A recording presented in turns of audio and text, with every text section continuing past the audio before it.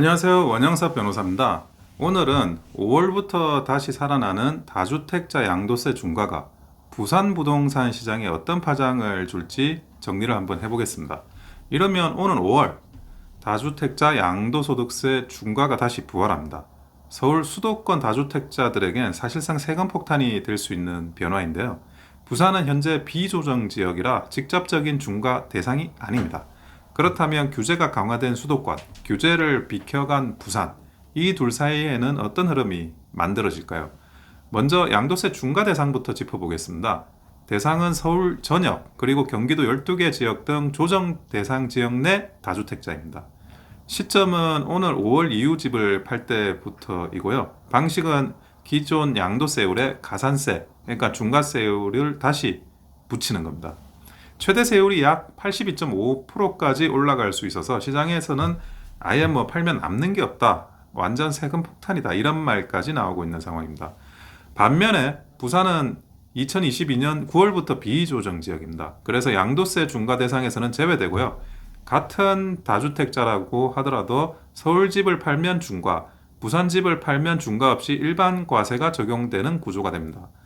이 차이가 바로 풍선 효과의 출발점이 될 수 있는데요. 지금 부산의 부동산 시장은 이미 흐름이 살아나고 있는 상황입니다.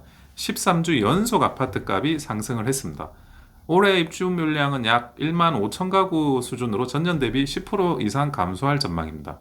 공급은 줄고 가격은 이미 오르는 중인 상황인 거죠. 여기에 5월 양도세 중과 부활까지 더해지면 어떤 일이 벌어질까요?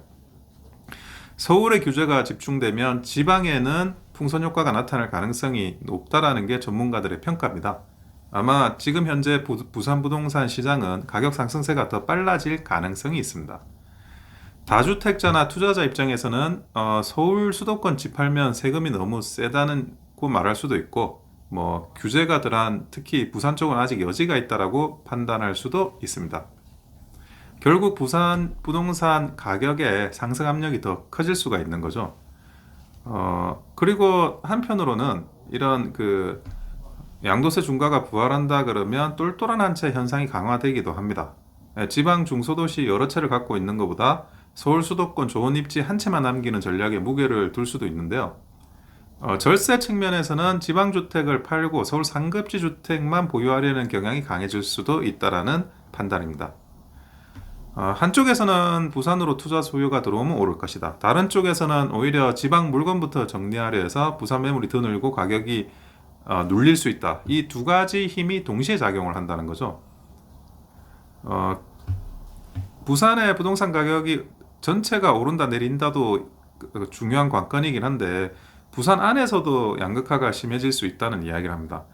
양도세 중과가 부활을 하게 되면 수도권에서 나오는 투자 자금은 부산의 특정 지역에만 몰릴 가능성이 크다는 거죠. 특히 해운대, 수영, 동래, 남구, 연제, 일부 선호지 등은 수도권 자금까지 더해져서 상승 압력이 더 커질 수가 있다는 겁니다. 다만 이 지역 외 지역에서는 오히려 거래가 둔화될 가능성도 있다는 거죠.